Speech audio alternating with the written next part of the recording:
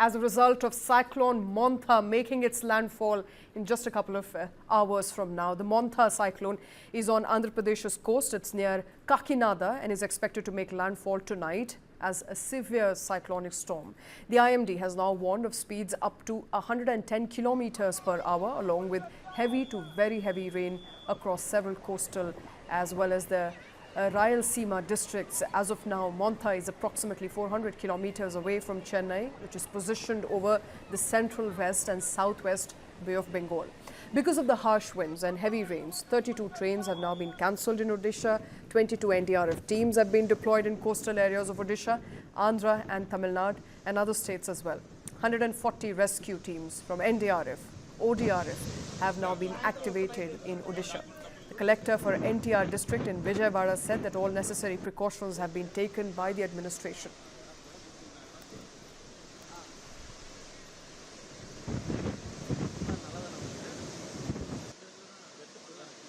As part of preparedness to face the Montha Tufan, so entire district administration is prepared and the central command control room is established, and everywhere up to village level response teams are kept on high alert. So today is second day of the Montha Tufan, so we are expecting highest rainfall in the Vijayawada city. So to drain out the rainfall water, all the canals are kept vacant and everyone is alert. All the departments, mainly police, revenue, irrigation department, R&B department and electricity departments are working in unison and all are on the same board. Public are being alerted every time. 6 flights from Andhra to Chennai and 3 flights from Chennai to Andhra have now been cancelled. Odisha's IMD Bhubaneswar Director Dr. Manorma Mohanty said that the cyclone Montha is now over west central Bay of Bengal, about 550 kilometers southwest of Gopalpur.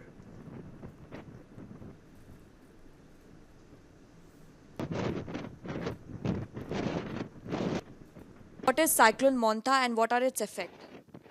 Cyclone Montha is a severe cyclone at present, centered over west central Bay of Bengal, about 240 kilometers south-southeast of Kakinada. It is expected to move north-northwestwards and hit Andhra Pradesh coast between Machilipatnam and Kalingapatnam around Kakinada area. By evening to night of 28th, that is today. And it has got 3 types of effect. One is the strong wind, 90 to 100 km per hour, gusting to 110 km per hour, which can cause the various structural damages like uprooting of trees, bending or uprooting of telephone poles, electric poles partially, and also damage to the thatched houses and slums. Second effect is the heavy rainfall. There could be heavy to very heavy rainfall at a few places and extremely heavy rainfall reaching 20 to 30 centimeters over Andhra Pradesh. This can cause localized flooding, low-lying inundations, urban flooding, also coastal flooding. We can see there on screen a leaf-like structure. Could you explain that to our viewers, and also which state is likely to get more impacted with this cyclone? The first red dot is the current location of the cyclone. The red line shows the forecast path or track of the cyclone up to 30th morning. Then this green color balloon shows the uncertainty in the track of the cyclone. So that means we are telling the most probable area where cyclone will hit the coast is the Kakinada area.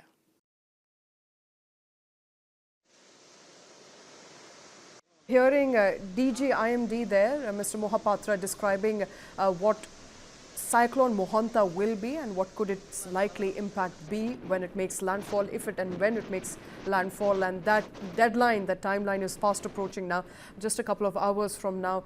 Joining us on the show is Dr. KJ Ramesh, former DG IMD. Dr. Ramesh, thank you very much, sir, for taking time. But I think I'll begin by asking the most basic question first, and that is, there are, of course, expectations that wind speeds that will be observed will be to the point of about 90 to 110 kilometers per hour. What's the margin of error, sir, as far as Cyclone Montha is concerned? Are we prepared for what is to come by the way of Cyclone Montha? And in your assessment, could it be as bad as predicted, or could it just be moderate than what we're expecting at the moment? What is the margin and error of margin there? See, it is a range between 90 to 110 kilometers. That is the range of severe cyclonic storm. But at the time of landfall, we can expect a 10% higher wind speeds during the time of landfall or immediately after the landfall of the cyclone. So that difference could be to a range of 10%. It can go up to 120 or so kmph.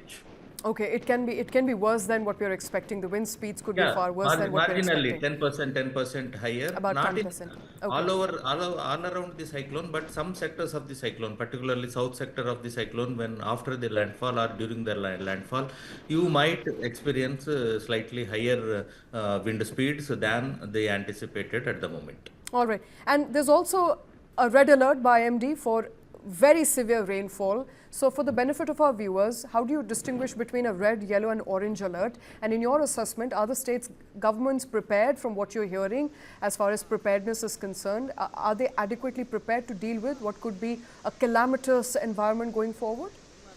Yes, because for cyclone preparedness is the highest preparedness in India, and all the coastal states, right from Tamil Nadu to Bengal, are very well prepared for the cyclone. And if you see last 5-7 years, death toll is less than 50 number, and many cyclones are 20-25 like that only. But loss of life will be minimal as much as possible. Preparedness is at its best in India as far as cyclone risk management is concerned. All right, so cyclone risk management, we are prepared, is what you're saying Yes. at the moment, Yes. to deal with what could be the aftermath of that cyclone. So in your assessment, how have the cyclonic storms changed in Bay of Bengal in terms of frequency, intensity and the rainfall they result in some of these coastal areas? See, number of cyclones per se attaining the strength of cyclone, that number has not changed significantly in recent decades. What has significantly changed is the intensity of the cyclones, and rainfall associated with the cyclones has undergone significant increase compared to few decades before. That's because of climate change, and ocean heat content has gone up, and atmospheric heat content has gone up. Warming has contributed to that. Both of these factors have made the atmosphere to hold much higher water vapor than it used to hold previously. All right, and as you're saying, sir, it's a severe cyclone, is expected to make its landfall today, by tonight in fact. In your assessment, what are the most effective ways to communicate the severity and the alertness so that the general public, the diverse population, ends up taking measures that are needed to deal with this cyclone? See, particularly when it is, you talk about 90 to 100 kilometers per hour strong wind speeds, means people staying in thatched houses, tiled roofs and asbestos sheets or tinned roofs, they should vacate and go to safe structures, and they will not be safe residing in their areas. Governments have identified these vulnerable housing clusters and taken them to the relief camps and cyclone shelters already, but a lot of damage to the crops would happen. Okay. And this area, landfall area, is a Godavari delta, and storm surge will enter much deeper into the low-lying delta regions of Kakinada and surrounding Godavari delta areas. Small villages and islands are there, so they are all vacated, but their assets will get impacted. Loss of Absolutely. property and personal assets will be of higher magnitude this time. All right, absolutely. Loss of asset there, if not loss of life, that is expected. Before I let you go, what is the expected rainfall and the flooding risk that you're anticipating, and how many months before we can tide over the damage it causes? See, rainfall will be quite high. Already Vijayawada collector has reported, and even the weather systems and rainfall stations are also reporting. Ongole and Vijayawada are already receiving higher rainfall, and Vijayawada and north of Vijayawada area, just south of Kakinada, will continue to receive rainfall even next 24 hours to 30 hours. and that rainfall zone will extend even up to Hyderabad when the system makes the landfall and moves towards South Orissa and Chhattisgarh region. So till tomorrow afternoon, I think there will be heavy rainfall phase will continue, starting from coastal Andhra and several districts inland, going up to Hyderabad also, Telangana also, rainfall will continue. And at the same time, whole of coastal Orissa also will receive rainfall for next 3 to 4 days. That may not be of high magnitude rainfall, but it could be to a range of 100 millimeters spanning over next 3 days. All right, Dr. K.G. Ramesh, thank you very much, sir, for taking time out for joining us on the show today. Most welcome. Thank you. Moving on now, in a first-of-its-kind experiment for the national capital, the Delhi government has now begun cloud seeding trials to trigger artificial rain and tackle rising air pollution. Environment Minister Manjinder Singh Sirsa confirmed that the first trial was conducted today in collaboration with IIT-Kanpur. An aircraft took off from Kanpur, releasing 8 fire flares loaded with silver iodide and sodium chloride over areas including Burari, Karol Bagh and Mayur Vihar before landing at the Meerut airfield. According to IIT Kanpur experts, rainfall could occur within 15 minutes to 4 hours of the seeding operation. Sirsa said that this is a part of a series of 9 to 10 trials which are planned over the next few days, all aimed at creating artificial rain to reduce toxic air levels during Delhi's air pollution winter months, which are now. He called it a huge step towards sustainable pollution control, adding that a long-term plan will be drawn up if the trial succeeds. ये cloud seeding Cessna aircraft के माध्यम से IIT Kanpur ने की। Aircraft Meerut के तरफ से दिल्ली में एंटर किया, जिसमें खेखरा, बुरारी, नॉर्थ करोलबाग, मयूर विहार, सादकपुर और भोजपुर इस इलाकों के अंदर क्लाउड सीडिंग की गई। क्लाउड सीडिंग में 8 फ्लेयर्स को यूज़ किया गया है। एक फ्लेयर लगभग 2 से 2.5 kg के आसपास है और एक फ्लेयर 2 से 2.5 मिनट तक ये चलती है। ये दूसरी सॉर्टी के लिए और तीसरी ट्रायल के लिए भी आज ही शुरू करे गए। Earlier, a test flight last week had released the same compounds, but due to low atmospheric moisture, which is below 20%, the rain could not be induced. The Delhi government had signed an MOU with IIT Kanpur on 25th of September, securing approvals from over 10 central and state agencies, including the Defence and Home Ministries and the Airports Authority of India. The Directorate General of Civil Aviation has permitted trials to take place between 1st of October to 30th of November. Cloud seeding को भी हमने एक trial दिया है कि इसके माध्यम से यदि दिल्ली के पॉल्यूशन की समस्या का समाधान हो सकता है तो हमें करना चाहिए।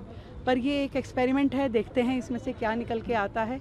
और एक्सपेरिमेंट अगर सफल हो जाता है तो मुझे लगता है कि एक समाधान जो दिल्ली वासियों के लिए बड़ा महत्वपूर्ण होगा वो निकल के आएगा, क्योंकि बहुत सारी चीज़ें डिपेंडेंट रहती है क्लाउड सीडिंग पे। आपका बादल, उसमें नमी के साथ में हवाएं, ये सब कुछ किस तरीके से परिस्थितियां बनाते हैं, वो कितना सफल हो पाता है, ये अपने आप में हम सब के लिए भी नया है, क्योंकि दिल्ली में पहली बार है। पर मैं ईश्वर से प्रार्थना करती हूँ कि ये ट्रायल सफल हों और दिल्ली को इसका लाभ मिले। Moving on now, the Union Cabinet has cleared the terms of reference for the 8th Pay Central Commission, setting the stage for another round of salary revisions for the central government employees. The Commission, a temporary 3-member body, will include a chairperson, a part-time member and a member secretary. It's been given 18 months to submit its report, and the recommendations are expected to take effect from 1st of January 2026. The Pay Commission will review pay structures, pensions and service conditions of central employees with a sharp focus on fiscal prudence and economic realities. Among the key factors, it will consider country's economic situation, the need to balance development spending and the impact on state finances, since most states usually adopt these recommendations but with modifications. It would also study salary patterns in private sector and public enterprises to ensure a fair and competitive framework for government employees. Now, traditionally, Pay commissions are set up every 10 years and their recommendations often reshape the income structures of millions of government employees and pensioners. The government had first announced plans to constitute the 8th Pay Central Commission in January of 2025. With today's approval now, the process is officially underway and the revisions could take effect as early as 1st of January 2026. So a big breaking news there, a good news for central government employees. The Union Cabinet clearing the terms of reference for 8th Pay Central Commission means that revised salaries could come into effect very soon. 8th पे commission को आज माननीय प्रधानमंत्री जी ने approve किया। 8th पे commission का composition और उसमें क्या टर्म्स ऑफ रेफरेंस रहेंगे, कितना टाइम पीरियड रहेगा, वो सारा आज अप्रूवल हुआ और ये बहुत बड़ा महत्वपूर्ण फैसला है। आपको पता है कि अभी हाल ही में जनवरी में ही इन प्रिंसिपल अप्रूवल हुआ था कि किस तरह से 8th पे कमीशन का फॉर्मेशन किया जाए और इतने कम समय में 8th सेंट्रल पे कमीशन का गठन भी कर दिया गया। इसके लिए काफ़ी बड़ा कंसल्टेशन होता है।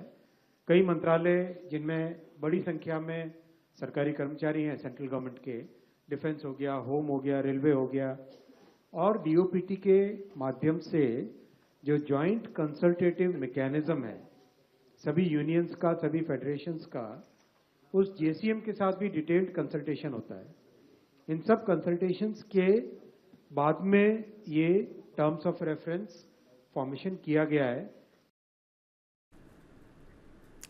Moving on now, it's a new twist in one of India's most powerful boardrooms, the Tata Trusts. Mehli Mistry, a long-time confidant of Ratan Tata, is now set to exit the governing boards of the Sir Dorabji Tata Trusts and Sir Ratan Tata Trust. This comes after a majority of trustees voted against his reappointment. According to sources, 3 of the 6 trustees opposed his renomination. Among them were Tata Trust's chairman Noel Tata, Venu Srinivasan of the TVS Group and the former Defence Secretary Vijay Singh.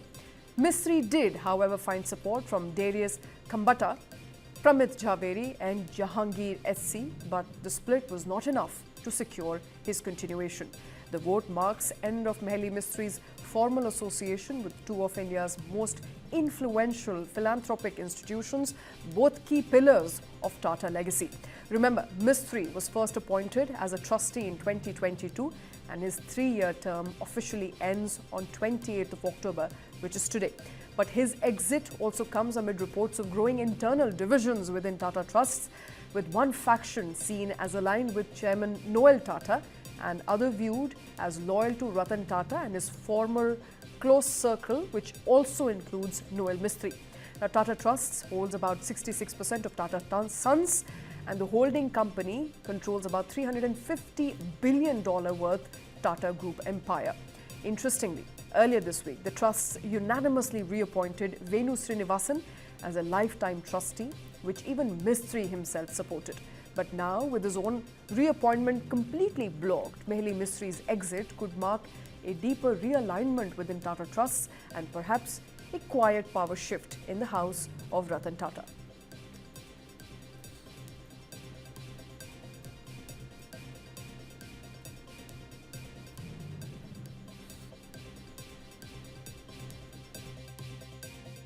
Right. So, honestly, this boardroom battle is now going to sure to become a courtroom battle, and it's not the first time that we are seeing Tatas versus Mistries play out. In fact, it started with Ratan Tata opposing, of course, the chairmanship of Cyrus Mistry. Both eventually passed, but now we are looking at Noel Tata, who took over just 48 hours after Ratan Tata's demise. And now this split that is seen in the Tata Trust board is obviously power play, power politics at play, Shweta, and this is absolutely important to note that there are 2 camps within the board of the trustees of the Tata Trust, which, like you mentioned, controls about 2/3 of Tata Sons, which in turn pretty much controls the entire board of all the Tata Group companies, many of which are also listed companies. Now, people that we have spoken to earlier in the day have told us that for shareholders in various Tata Group companies, there are no immediate concerns. There are no direct repercussions of Mehul Mistry not getting reappointed, and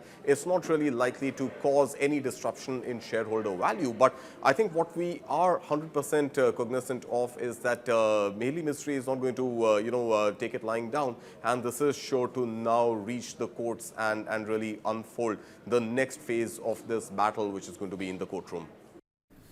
Shifting focus now, it was a meeting that drew attention but not warmth. Bengaluru South MP Tejasvi Surya and Deputy Chief Minister D.K. Sivkumar came face-to-face today to discuss alternative to the controversial 18-kilometre tunnel project linking Hebbal to Silk Board Junction. Both leaders spoke but also remained distant. Sources say that the meeting was more of a political cold shoulder than a consensus on solutions. Tejasvi Surya, who has repeatedly criticized the tunnel proposal, said that the focus should be on upgrading public transport, easing congestion sustainably, not dipping into billion-rupee projects. He told News9 that the meeting was about Bengaluru's future and insisted that politics has its own place, but our focus remains Bengaluru.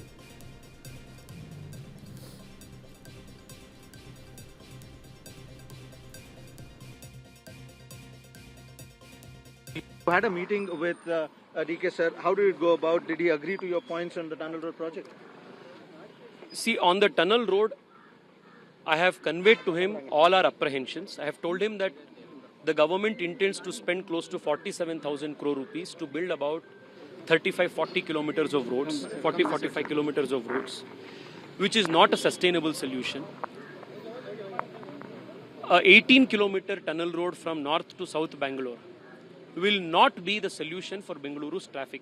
What Bengaluru needs is more public infrastructure, more public transport solutions like metro and suburban rail. Unless we invest all of our public money to move more people than moving more vehicles, it will not yield sustainable solutions. I have also told him that the technical aspects of the tunnel road project regarding the environmental impact assessment, the geological assessment, the hydrological assessment, all of this is not being done. These has to be taken care. He said he will consider all of those things. I have also told him that Sankey Tank, Lal Bagh and all of these things are non-negotiable. And I have repeatedly requested him to drop the tunnel road project. This is not a ego fight between two people. He also agreed that Bengaluru needs the most sustainable solution for its public transport. And he agreed that public transport solutions like metro are the only long-term solutions. So I will leave it to him to decide whether he will still want to continue with this project. Our opposition to tunnel road project continues. So he's invited you to future meetings also? He was happy with a lot of suggestions given in the presentation. He said that in the coming days there will be a meeting with officials and some representatives of companies from ORR. We will have another detailed meeting, and he has asked me to come and make these presentations in that meeting also. As an opposition, you've come to meet the government today. How healthy is this exercise? I think this was a very good meeting. We have come with a constructive spirit to do something together. We have offered good suggestions. Because they are in government, it is incumbent on them to receive these suggestions and implement them. If they do, the city will benefit. All of us will benefit. If they don't, our opposition will continue. I don't think opposition should be in such a manner that we oppose everything. He is working on making the PRR project, which Bengaluru needs. We are supporting that. But this tunnel road is a disaster for the city. It is not going to solve the problem for the city. Our opposition to that continues. I have tried to give him a whole picture. For example, the amount of people, according to the DPR, that can travel per hour, per direction, in tunnel road is 1,800 people. If you use the same amount of money for public transport like metro, you can transport close to 69,000 people per hour. It just makes common sense. So these are policy choices that I hope government will take a right decision. Last question, sir. Did you speak to him about the personal attacks that they've been doing on you, both CM and DCM? Well, see, political attacks will continue because that is the duty of the offices we hold. we cannot be seen to be in support of every single thing that they are doing if that is not right. So the political attacks are a different matter. We have come here for a healthy, constructive discussion on what we can together do for Bengaluru. If there will be a political attack tomorrow, an answer will be given in the same manner. So what exactly is the tunnel project that's dividing Bengaluru's leaders? Planned to connect ST Mall at Hebbal to Central Silk Board Junction. The 18-kilometer underground corridor is touted as a game changer, reducing travel time from over an hour to just 25 minutes. It is estimated to cost about 12,690 crore rupees, up from the original 8,100 crore rupees, and will have 5 key entry and exit points. The twin tube tunnel is being planned under the PPP model with toll recovery likely, but experts say that the project's benefits may not justify its price tag. Environmentalists warn it could lead to tree losses near Kaban Park and Lal Bagh, while engineers flag drainage and flooding risks in low-lying areas. Critics also question its logic. The route overlaps existing and upcoming metro lines, and the detailed project report lacks clarity on traffic flow and soil stability. In short, while it may promise smoother rides, the tunnel may just end up boring a deeper hole in Bengaluru's budget and politics.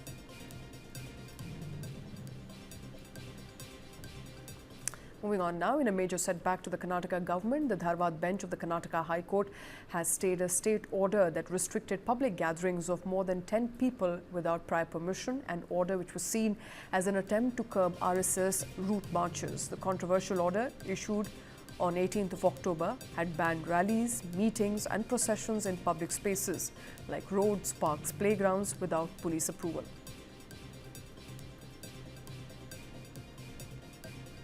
A Hubli-based NGO, Puran Chetana Seva Samasthe, challenged the order in court, arguing that it violated citizens' fundamental rights to free speech and peaceful assembly under Article 19(1)A and 19(1)B of the Constitution.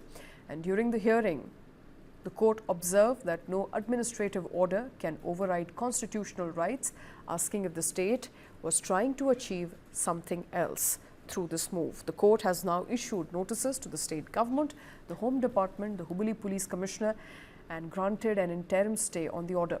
The verdict comes amid ongoing controversy over permission for RSS Pata Sanchalan procession in Kalburgi. The court has directed the government to hold a peace committee meeting on 20th of October and submit its report by 30th of October, warning authorities not to delay decisions any further.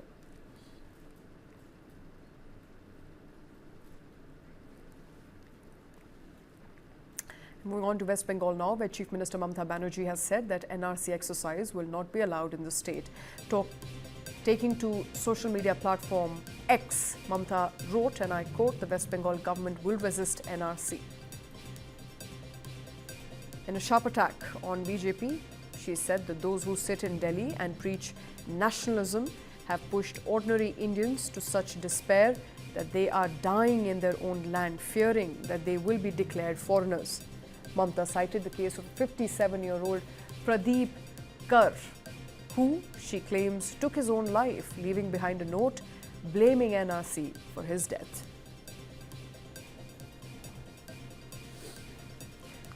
All right, Mamta Banerjee there, the West Bengal Chief Minister, has said that NRC exercise will not be allowed in the state, reiterating her position as far as NRC is concerned, suggesting that she will not allow the exercise to take place in West Bengal. This time, she has taken to X, the social media platform, once again to resist and criticize NRC.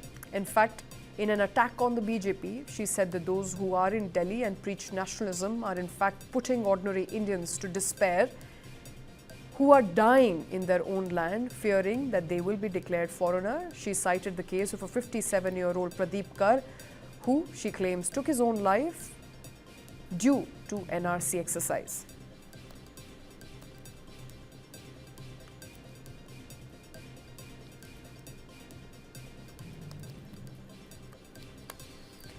All right, Mamta Banerjee there once again suggesting that she is not going to allow NRC exercise to take place in the state of West Bengal. She took to social media to express her shock over the alleged suicide of a man in the North 24 Parganas district who reportedly left behind a note blaming the NRC for his death. In the post on X, Banerjee said that 57-year-old Pradeep Kar from Panihati in North 24 Parganas district has taken his own life, leaving behind a note stating that NRC is responsible for my death.